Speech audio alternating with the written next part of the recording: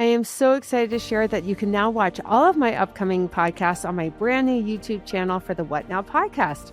So many of you have asked for more video content, and now you can watch these powerful conversations face to face. Every story, every testimony, every moment of faith and resilience, you'll now find it all on YouTube. So I'll be posting more of my episodes there, along with new short clips and deeper insights to help strengthen your faith and remind you that you are never alone on this journey. I invite you to subscribe on my YouTube channel at Podcast What Now. That's at Podcast What Now, so you never miss an episode. This is the What Now podcast, where we have meaningful discussions to motivate, educate, and inspire you. I am Mary Alice Hatch, your host. So today I'm joined by Portia Louder, who shares her remarkable journey from a turbulent childhood and early motherhood to addiction, federal prison, and ultimately spiritual transformation. Portia opens up about the pain of losing everything, the healing she found behind bars, and how she discovered her divine worth when she needed it most. Now a speaker and author, Portia inspires others with her message of hope, faith, and courage. Her story is a powerful reminder that no one is beyond redemption, that even in our darkest moments, joy and purpose can be found. This is the What Now podcast. Today I'm here with Portia Louder. Welcome. Thank you so much for having me. So I'm so happy to have you here today. I first saw you on the We Believe app when you shared your amazing story with what you've dealt with and your struggles. And so I thought, we need to talk about this. And I reached out to you and you were kind enough to interview with me today. So I'm really excited. We're going to be talking about the miraculous journey that you've had in your life so far. So I would like you to just start by, you're the oldest of 7 kids. You were in a home that was loving, but kind of lacked structure. Right. And you described your parents kind of as non-traditional and even kind of hippie. How Right. did you develop in such an unstructured environment? Well, I think there are pros and cons to that. My mom was very loving. Like, she was one of the most compassionate people I've ever known. She would go to neighbors and drop off clothing and take food. And she just was like this really kind and generous soul. I even remember, this is a crazy story, but one time she screeched to a stop on the side of the road, and all of us were in the back of the car. And because there was a hitchhiker walking, and she jumped out, it was a woman, and she gave her everything in the car. And it was a bunch of Easter candy. She gave her all the money in her purse. So she was just that person. You don't know as a kid any different than what your parents are. But later in life, I had a lot of time to reflect back, and looking at my upbringing, I see a lot of chaos. It just was, because there really were no rules or boundaries. And my mom celebrated that. It was kind of her mother had passed young. Her father was a really charismatic man. And my mom just believed that if kids were allowed total freedom, that they would make the right choice. And it didn't work out that way. Yeah. But my dad, on the other hand, was very busy. He was a Vietnam vet. He had a lot of PTSD. He'd been shot twice in Vietnam. So he worked from sun up to sundown, taking care of, we had animals he took care of. He also worked a regular job and had a side business. So he was really busy. And my mom just we had lots of fun things going on, but no rules. So we could just get up when we wanted, brush our teeth if we wanted, eat whatever we wanted throughout the day. It was kind of like, I describe it as chaotic. And I think that by the time I was 13, I really started to feel frustrated with the chaos. Being in public school, the structure was difficult for me. And then also I was frustrated because there were so many kids that she kept having kids. And for me, I just felt angry, I think, almost from the chaos. So Yeah, it would be such a dichotomy going from no rules, no structure, anything like that at home. And then all of a sudden you go to school where it's total structure and right. homework and testing. And I mean, if she didn't ever make you do homework or do anything like that, how did you succeed in school? And- I didn't very well. So when I was in 3rd grade, my mom decided to pull all the other kids out of public school. I could have also gone out, but she just put them in a woman that she really liked that would read to them and kind of teach them the basics. I liked the social side of school, so I didn't want to leave school because I wanted to have friends, because we lived kind of out in the country. It was pretty isolated. And so Yeah. I liked going to school, but I really struggled. My dad would try to help me at night a little bit with like times tables and things like that. But Yeah. my mom really didn't think school was important. She thought, that she never did think that you needed to learn that way. She thought learning kindness and that kind of worked for my siblings, actually. I mean, they went to this private school with this woman who was very kind, and they learned to read, they learned the basics. But for me, I stayed in school and really started to get into relationships at a young age. And also, the church was difficult. My parents were members of the LDS church, but they weren't like, we didn't read scriptures or pray or do any of the structured things that the church recommends. And so I started not feeling like I fit in at church and really Yeah. struggling in school by the time I was about 13. So you're one of the older kids. So did you feel like you were kind of like picking up the slack and creating structure for your other siblings, or did you feel a responsibility to do that? I think so. I felt angry. Like I was the oldest child. So I felt like I've had, therapists say, well, you were parentified. It makes sense that you were, but I think I was frustrated with, and I Yeah. would try to put in rules, but I wasn't very good at it. And it made things even worse because my siblings, I'd say we have to do it this way or we have to do it that way. And I probably take more after my dad than my mom. And so my mom and I really didn't get along very well when I was younger. So it's interesting because at 13 years old, you started getting into relationships with older men. Why do you think you were drawn to that? I had never thought about it. I think for me, it was partly just not knowing who I was, like feeling this deep need to be validated. Like I needed something to say, and at that age, you start, I mean, there's these attractions and things that happen. And so I wanted attention from boys. I think also I probably was looking for a partner. I kind of had been parentified or become an adult at such a young age. I had total freedom. And so I'm like, all right, it's time now to Yeah. get married, Yeah. And so, And well, you had a child very young. Do you want to talk about that? I yeah. mean, what So, was that like being 17 years old and having a baby? yeah, I look back at my A 17, lot.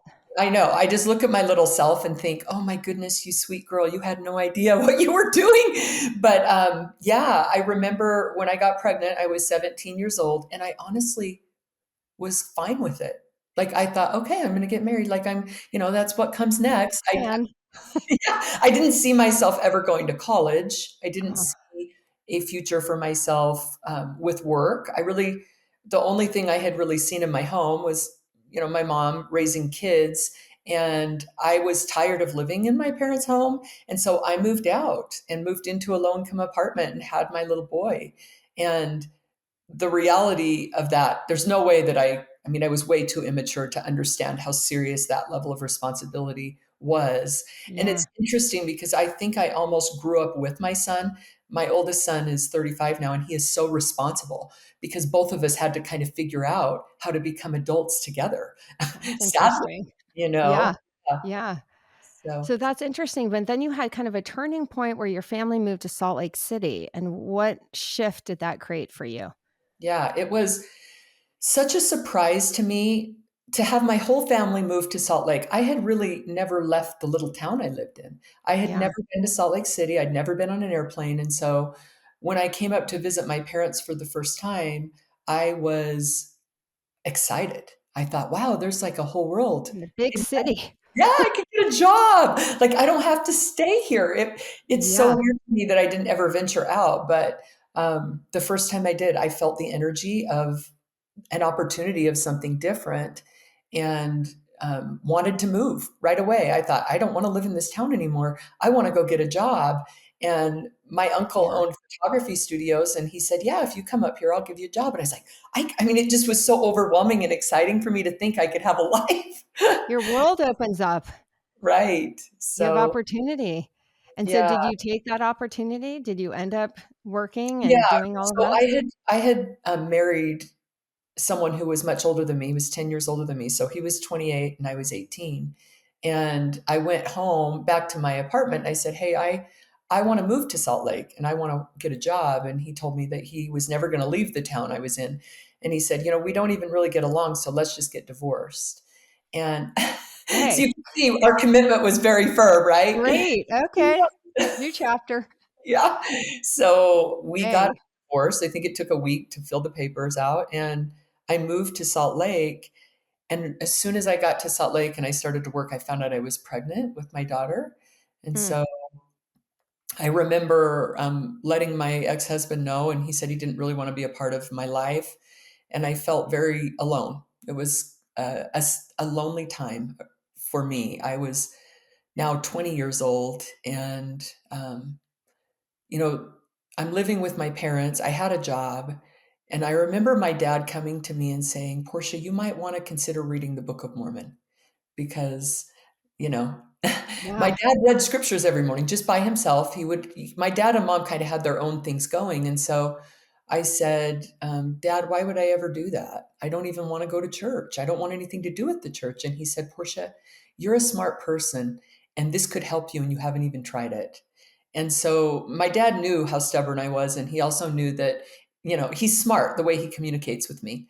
And so I It's pretty said, validating too. right, He's right. saying, you're smart. You can do this. Take this direction. He's guiding you instead of telling you what to do. He's trying to Right. help you. Yeah. Yeah, which was so brilliant on his part because I started reading the Book of Mormon at night. I was with my son and I just would lay there and read it. And it was kind of confusing to me. I had never read the Book of Mormon. I remember feeling comfort. That was Mm. the thing that I felt the most was just as I read it, I just felt comforted. So I did it every night. And I wasn't going to church. My parents went to church. And I remember when my daughter was born, I remember that day because my mom drove me and I remember being there alone. And my little girl, it was such this, it's such a spiritual thing to have a child. And Mhm. I just remember looking at her and thinking, it's not supposed to be this way. I know it's supposed to be different. Like, I shouldn't be alone with you. You should have a father. And um, after she was born, my dad wanted to take her to church and bless her. And so I went to the church. We blessed my daughter. And I remember looking around at everybody and thinking, everybody looks so happy here. And they're all married. I'll bet if I get married, everything will be okay for me too. Yeah. Yeah. Not, I've got to find what they have. It's more like, well, you know, I didn't understand this knowing who you are. I really just kept thinking it was a circumstantial thing. If I could fix something with my circumstances, I would be happy. And so I started dating again, and I was not in a good place to date anybody, with the way I understood my own worth. And I ended up getting pregnant again. And I was 23 when I found out I was pregnant. And I remember feeling, for the first time in my life, genuine fear. I felt this fear inside me and I think it was because I was older and because I already had two children. Yeah. But I remember saying my first real prayer, which was, Heavenly Father, please help me. I'm so scared. I don't know what to do. Yeah. And I felt strength that I hadn't felt before, like a level of strength inside me. And I knew that my child wasn't mine to keep, that I needed to place him for adoption. And I And were remember you married to this person or were you just dating this person? we were just dating. Just Yeah. dating. Hmm. So that's probably a good option, Yeah. right? You're not in a relationship, in a It wasn't marriage. going to work out. When I let Yeah. him know there wasn't going to be a marriage. And so I started just making my own decisions, like what would be, and I had already been down the path of being a single mother and having two children. I say I was taking hostages, like my crazy life, and I have these two little ones that are now being tagged along with me. Yeah. And so I went to some attorneys. There was an attorney in our ward that I ended up looking at several different families that he had on file for adoption. And I remember my dad telling me, I believe that you're strong enough to do this, Portia, Um, which I'm so grateful for. And my mom said, Portia, why don't you just let me raise the child? Like, it would be too hard to place him for adoption. And I remember looking at my mom and saying, Mom, we're not even good at raising kids. I'm not. yeah. The reality of that, I get what you're saying, but Not good at I've it. lived that. Not a good idea. You Yeah. tried this already. Yeah. So I found a wonderful family and they were very supportive. They came to every doctor appointment, and they were there the day my son was born. I actually had him. Um, it, that was part of the agreement. I wanted them to be with me. I just wanted them there. Like I imagined my son in their arms through my whole pregnancy. This was Oh, their child, you know? yeah. And so I watched them hold him, and it was a beautiful moment. And then they went in the other room to go see their kids because they had other children with my son. And I remember feeling this emptiness inside me that I didn't understand. And it was like it had been such a spiritual experience to place my son with them, to for them to be a part of it.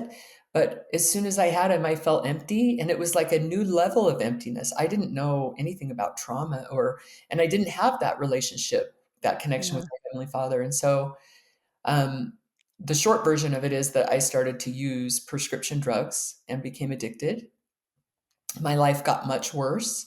I ended up losing my job, and I was gone all the time. I ended up addicted to street drugs. And then I came home late one night. My mom was taking care of my kids. And this was what I thought would be the lowest moment of my life. When I walked in the house, my son, who was 8 years old, had been standing there waiting for me, crying for hours. And I Oh, remember my mom just looked at me and she said, Portia, how could you do this to this little boy? All he wants is you. And if that's not enough for you, whatever would be? And yeah. I That's remember powerful.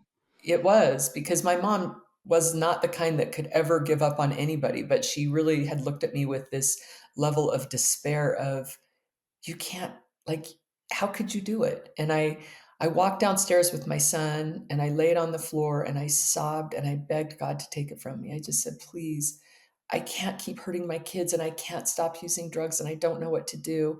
And Yeah. my little boy, he walked over and he goes, Mom, don't be so sad. It's okay. And I go, no, Jace, it's not okay. I'm a terrible person. I'm an ugly person. And he goes, no, Mom, you're beautiful. You're so Oh, beautiful, Mom. And he oh, pulled me into this mirror and he goes, see, Mom, look at you. You're so beautiful. And I think back to that and I love my son so much. And I think has, he sees the best in me and always has. And I feel like that's something we can all do when somebody's in their darkness because we know when we're in that place. Nobody has to tell us. My mom spoke truth to me. It wasn't with judgment, it was just a very sad reality. And my son spoke truth to me too, which was that I am a beautiful person. Like I am a daughter of the Most High God.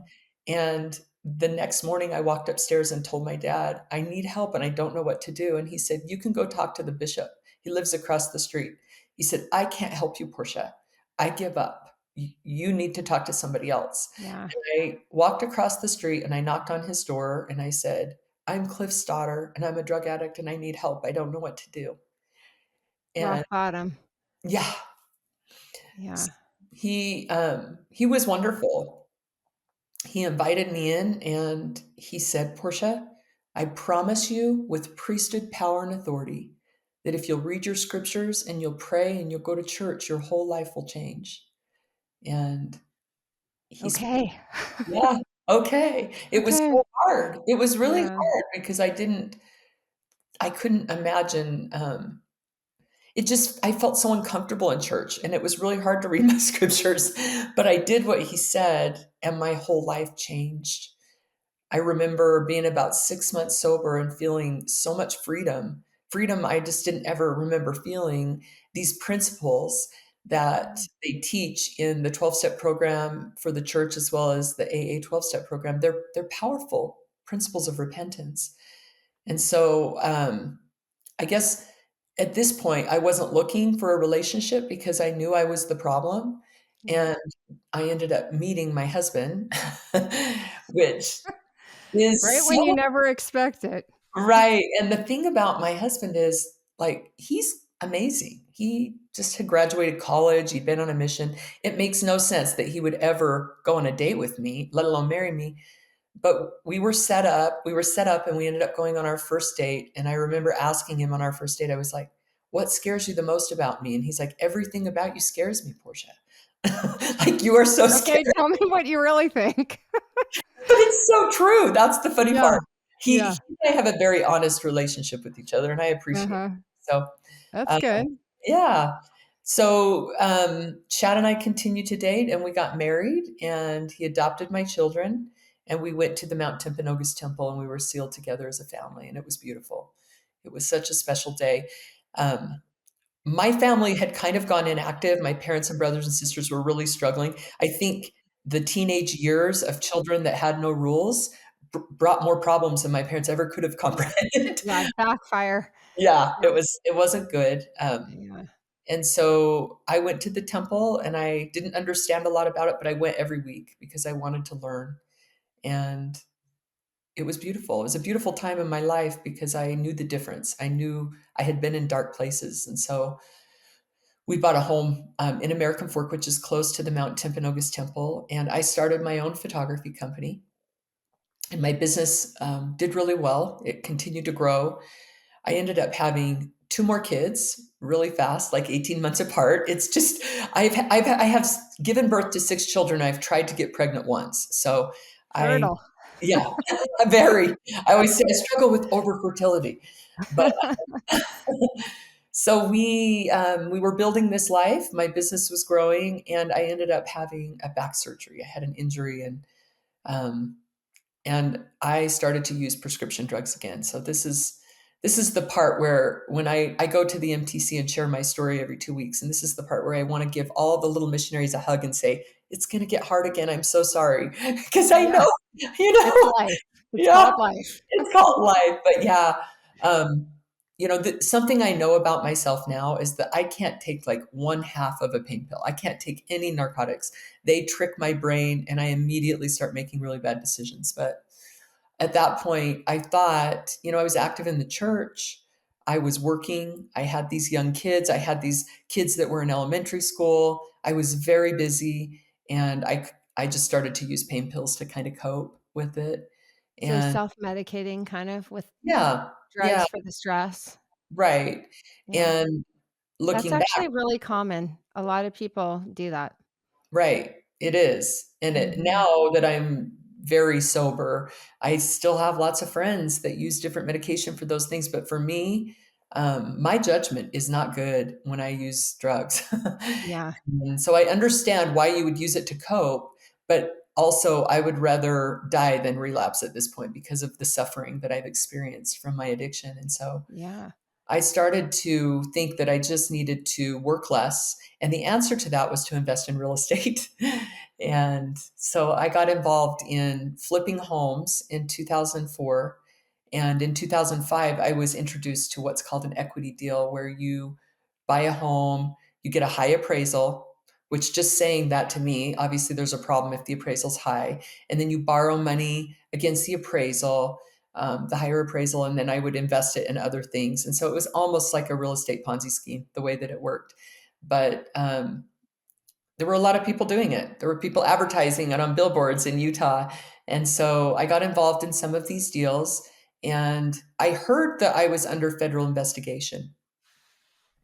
And I remember being terrified, like the Yeah. thought of everything I'd worked for being gone. And I started thinking, but it's so unfair. There's so many people doing way worse things, and it's really not that bad. And I went to an attorney, and the attorney said, I don't think you have a problem. And then the attorney called a criminal defense attorney, and they said she does have a problem. And it was just so scary. So scary. Yeah. Nobody wants the FBI to show up at their house. Like, it's not, Yeah. there's nothing good about that. Well, and especially since you had just rebuilt your life and you're really being intentional about having a good career and you're not really going in with the intention to do that. Right. Just Yeah. was kind of a byproduct of the industry you were in. Right. That's tough. It was really tough. It was hard for me to accept. And I have learned this lesson. If you make a mistake, own it as fast as you can. I could have said, when I heard I was under investigation, I could have gone in and said, all right, um, show me here, if I've made some mistakes, how can I make it right? Like, what can Yeah. I do to move forward? That would have been a better outcome for me. But instead, I fought it. I used all the money we had to hire attorneys to go through it, and Mm. it just got So worse. draining. It was exhausting. I think maybe the worst part was that part. Like, the years of Yeah. that were exhausting. And so eventually I did plead guilty, and I had to walk into a federal courthouse and face a judge and my prosecutor. And it Wow. was devastating. It was like, there's not words to describe the experience. It's one of the loneliest experiences because you're sitting there in the front of a courtroom and they read your name and it's like the United States of America versus Portia Louder. And it's you all of a sudden feel like you're an enemy to your whole country. Like it's Yeah. daunting. And there's also this level of it's very sterile in a courtroom. And I remember looking back at my husband and my children and thinking, it's going to be a long time until things are okay. It just felt so overwhelming. I Yeah. started to cry before I even got up because I knew I could feel the weight of my situation. I was facing 0 to 7 years in prison. And the judge, when he asked me to get up and speak, I just apologized. And I said, I probably deserve what you're going to do today. Um, and he said, I'm sentencing you to 84 months in federal prison, which was 7 years. So Wow. So that was almost the maximum. it was the maximum. Yeah, it was. Wow. And um, What did that feel like hearing that? yeah, it took my breath away. It was shocking. I had a 7-year-old child. So I was facing as many years in prison as my daughter was, since she'd been born. Oh my gosh. Yeah, it was life changing. I remember the judge was pretty angry. I won't go into all the details, but he wasn't a huge fan of the LDS Church. Oh, And so so there was that's to your that. detriment. Yeah, Yeah. that didn't work in my favor. I had a lot of support. I had a compassionate stake president and even and our bishop, so they were very supportive and understood kind of the situation. But basically, the judge wanted to take me into custody that day, which means he would have chained and shackled me right in front of my kids, Oh which my was gosh. yeah, so it was really unusual to even request that because my charge was a white collar charge. I'd been on pretrial Yeah. release. So we expected time to say goodbye. And even the prosecutor, he said, please don't do this to her. We're not asking for this. And my lawyers, you're like, what? So what was interesting was the judge said, I want to hear from Mr. Louder. So my husband stood up at the podium and he was very emotional. And he said, Your Honor, please don't do this to her today. Please don't. She really needs time to say goodbye to her children. Yes. And he said, Okay, I'll give her 8 weeks. So Okay. so we walked out of that prison, and my life has never been the same. It never has. Our older children took our younger children home. Chad and I, on our way home, I couldn't speak for probably an hour. I didn't even know what to say. I just felt like the worst person. I just like, how could I have brought us here? I remember thinking, how could I have been such a fool? Like, how could I have traded something so valuable as my time for something so foolish as money? Like, how could I have ever allowed this? And I remember looking around and thinking the world had stopped. And I wondered why everyone was still pretending like it didn't. Like, it just felt like Yeah. such a shock. It seemed like everything looked different from that day on to me. I spent that 8 weeks. When we got home, our bishop and stake president came over and gave us a priesthood blessing. So we were so fortunate. We Yeah. had such a wonderful ward, and the church has been so kind and compassionate to me. I had neighbors that came to my house and they would say, I don't even know what to say. I'm just here to cry with you. Is there anything we can do? Like, I actually stood up in sacrament meeting during testimony meeting and just said, I'm going to prison. Anyone that is willing to support my family, like, please, my children will need your Oh, compassion and kindness. I reached out to our principal of our school and said, if there's counseling available, please give my kids any support. They're going to need it. yeah. And people really showed up for us. Well, the Uh, fact that you were vulnerable enough to get up over the pulpit and plea for their mercy and support is so vulnerable. And most people probably wouldn't have done that. They would have just hidden, yeah. and the fact that you stood up to protect and support your kids while you were going to be gone. I mean, how can that not affect someone? I'm going to cry right now thinking about it. That's powerful. You love your kids. and you don't want them to be suffering because of the consequences of our behaviors. Right. Yeah. Yeah. I think that it was that. I think that people really recognized that I was desperate for support for my children, and I had nothing left but to ask for them to help. And Yeah. um, the last 8 weeks of my time home, I remember watching my children sleep. I drove my son to school, and I wondered how I could have missed all of the beautiful things in life. Like I had not appreciated these things that we have. Yeah. And even the last night I spent at home, I just laid there and cried. And my husband held me and he said, I promise you I'll take care of these kids, you know? How Um, amazing that he was so supportive and of you during such a difficult time. yeah, it I mean, is. so it's interesting you had talked to about like when you were in prison, how that ended up being such a blessing in your Yeah, life. Can you talk about that a little bit? yeah. I certainly didn't think it would be. I had no Yeah. idea what I was in for, but you know, my Chad drove me to Dublin, California. It was 14 hours away. They don't have federal prisons in Utah. And I walked into a prison with 1,000 women. I was so devastated and heartbroken. There aren't even words to describe it. My first, probably the most powerful experience I had, maybe through my whole sentence, was 3 days into my sentence after I couldn't even breathe, couldn't even think how I was going to survive. I got on my knees and just said the most important prayer I've ever said. I said, Heavenly Father, I have failed everyone in my life. I'm in the deepest hole and I can't see my way out. I just need to know who I am to you. Mhm. And sitting in federal prison, I felt this most incredible, sweet amount of love, like a complete, just washed in love and a complete knowing of who I was for the first time in my life. For the Oh, first time in my life, I could see in my weakest state that I had an important purpose on this earth. I could see I didn't need a man to tell me that. I didn't need to make money. I didn't need anyone to think anything of me. I just needed to know who I am to my Father in heaven. When you know who you are, you can do really hard things.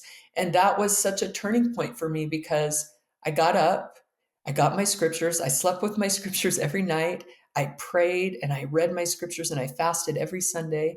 And there were times that I couldn't breathe because it hurt so deeply to watch my children. They were growing up without me, and it just was so hard.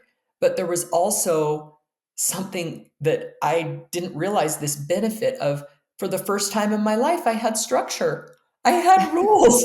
and a lot in prison. I was growing up. Like my whole childhood that I felt so frustrated because there were no boundaries. I was like, oh wait, I get up at 5 in the morning, I go till breakfast, and I go read my scriptures. Like all the things that my mom said, she didn't want. I was like, I actually really like those things, Mom. And so I learned how to live this very structured life. And in a way, I grew up with these women. And everyone can say what they want about prison, but these women were kind and compassionate, and they were just like me. They grew up in very chaotic homes. The difference was that I had so much love. That's the difference. I had no Yeah. structure or boundaries, but I knew that I was loved. Most of these women were raised in such chaos by drug addicted parents. And Yeah. so, because of that, I became a leader. I became somebody, almost a mother figure, where I could love and support these women, but also I was gaining strength and power in my life that I had never understood that the structure would give me. Yeah. And it's actually it was painful. It took a long time. I was gone Oh, for almost yeah. 4 years. I spent a year in California, then I was transferred to Minnesota, which is even further away from my. Oh, I saw brutal. my family about once a year because Chad couldn't afford to come out, so they were trying to rebuild financially. I remember this one visit when I was in Minnesota. It had been a year since I'd seen my kids, and they came out to visit. And I have teenage kids now. My daughter was 14, my son was 16, my little one was 9. Yeah, And what is that experience like with their ages and them not seeing you for a year and then seeing you in prison? it's heartbreaking on every level. I can't even tell you. Like, I walk in and my kids are 6 inches taller, you know, like Yeah. heartbreaking. Not just that, but they're hurting, and they're hurting because of me. And I Mhm. just looked at him, and my daughter had this heavy, like she was such a happy, beautiful little child, this lit up with sunshine, and she was dark. I could see that she was so burdened. And that was when I knew I need to be so brave. I need to look Yeah. at my kids, and I said, you guys are hurting because of me. I said, this is not anybody else. I go, don't you blame anybody, not that judge, not the lawyers, because they were just angry. And I said, be angry at me. Tell me how I hurt you. And my son, he said, no, mom. He said, I know you didn't mean to hurt us. But my daughter, she goes, mom, I don't want to talk to you again for a really long time. She said, I'm so tired of this. And she had every right to feel that way. Yeah. And I Yeah. remember going back to my cell that night, and I was on my knees the whole night praying for her. And I remember I was so brokenhearted, and I imagined her at a future time. I thought, we have to build this on truth. We have to start here. And I imagined her down the road someday that she would just be happy again, that she'd be okay. And I Yeah. saw her as this person that would be dancing on a beach somewhere and have so much joy, Oh, and really it positive I visualization would for did a her. lot of that. I listened to Yeah. music, we could have MP3s, and I would imagine my children happy and our family together, but it took time. It wasn't easy. It's important that they go through that grieving process. I went through the grieving process. Yeah. My husband, my sweet husband, he said, I don't think I'm doing enough right. I feel like I'm failing. And I just looked at him and went, Chad, you're amazing.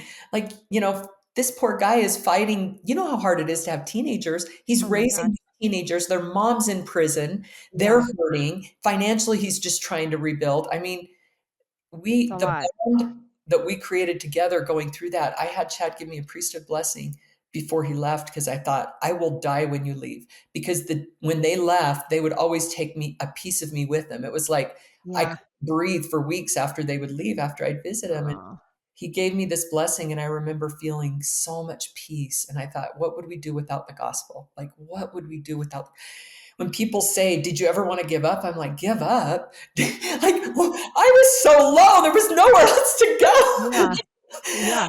And they're like, well, did you ever want to turn away from God? It was like the only thing I had. Why would I didn't have, like, that's a very privileged thing to have a faith crisis. I had nothing. I was holding on for dear life. Yeah. And You had an incredible husband who stood by you that whole time. He even brought you flowers when you came out of prison. right. He No, was Chad just was there for you, so supportive. I mean, that's a right. unique situation. Yeah, by the end of my prison sentence, what we had been through together and the bond that we had, I remember the thing that I remember the clearest is that I really liked myself. Like, by the Mm, end of my prison sentence, I looked in the mirror and thought, I really my integrity, I had worked so hard. I had loved and served the women I was with, and when they called my name, which is like this huge deal, you wait to have your name called. They called my name, and I walk out of that prison, and all the girls come running out cheering for me, and oh, right? My heart is so full, and I have this little box of letters they've given me, pictures and of my kids, and I walked out, and my husband was waiting for me with flowers. And so, oh my gosh. yeah. That's so sweet. Well, while you were in prison, you wrote a couple books, didn't you? I wrote journals and and I blogged to stay connected to my community. And when I got home, I wrote my first book, which is Living Louder.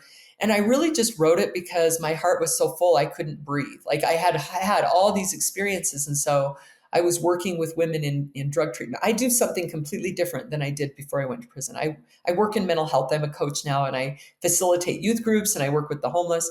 But I wrote my first book, I published it, I sent it in to all the girls in prison. And then the prison said, hey, they've let me upload it to all their tablets. So it's available free for women across, or men and women. 500,000 prisoners can read my books for free, which is so cool. And then, yeah, the church reached out, and they said, hey, we would love you to speak at different events and talk about your experiences. They've been so wonderful. Like, the support that I've had. The Yeah. son that I placed for adoption reached out and wanted to get to know me. So Oh, that's that's been amazing. cool. Yeah, so many beautiful things have come. Yeah. It was the hardest thing that has brought so much beauty into my life. And my friends, the people I met in prison, I mean, you can't even imagine how strong and amazing they are. Their Yeah. resilience and what they've been through. Yeah. So I get to go to prisons and speak to people as well. So, yeah. I mean, it's amazing how the Lord just orchestrates our lives. Would you have ever thought, like through the ashes, that this would all come out to be such a beautiful blessing in a lot of ways for Yeah. you? No, I I often think back to my little 13-year-old self, and I wanna just Yeah. say, "Don't you ever give up. You have an amazing future. Don't Yeah. you think about it. You don't know who you are. Someday you will, and your Heavenly Father will work in your life." And I think I'm so grateful for the power of the atonement of Jesus Christ. I mean, Amen. because of him, like, I know who I am. Like, I have felt myself in such a very real way kneel before him as a broken woman, and I felt that restoration and power, that love, and I just glory in him. I'm so grateful for the relationship and for my faith in Jesus Christ. It's everything. You can go anywhere. You can go through anything Yeah. when you know who you are. And that's a really important message too. It's interesting that you kind of learn that in prison. Yeah. When you really hit rock bottom and you really have nothing else to lean on but God, and you're in your prison cell, kneeling, praying with your whole heart. I Right. mean, that change and reading your scriptures every day and your complete dedication to the turnaround in your life. And he did that for you. Right. I mean, it's such a beautiful testament. We're not forgotten, We're you never know. I never. remember you saying before when we were talking, you said, what do you have to lose when you've lost everything? Yeah. You just get really vulnerable, really real. And then you coming out, sharing your experience instead of it being this shameful thing that you want to hide and forget. I'm sure there's aspects of that you do want to hide and forget, but you come out and you're vulnerable and you're real about your life. And that's what people connect with, real stories. And that's why we're interviewing today. I thank you so much for sharing your experience, your testimony, your journey with us. And what are you doing now? Are you working on anything right now? Well, I work for 2 different companies. One of them I'm kind of a part owner of, and we work with people that leave prison and we coach them. So, like, get them resources and get them connected in the community. We do online Zoom meetings with them. So, that's been Amazing. such a blessing. And then I work for another company and I do a lot of speaking. I'll probably write another book because I just meet so many amazing people. So Yeah. it's I can't, like, you meet these stories and I guess my goal is to humanize people that I love, that because it was so different than I thought. I went to prison and I thought only bad people go to prison, you know? Yeah. That's what I thought. And then I get to prison and I find out I'm in prison. I better challenge that, Like, and that's one thing I will credit my parents. I am so grateful for this. My parents taught me that I decide my story, that I don't have to follow what other people think. That's one thing like, I'm grateful for. So I Good. went to prison and I thought people are going to say that I am bad because I went to prison, and I don't have to believe that. And Yeah. there's people in prison that are doing things I don't want to do, and I don't have to do that. Like, I was taught I don't have to be a follower. I can chart my own course. And I think for that, I'm grateful. I mean, I love my parents. I'm grateful for so many things.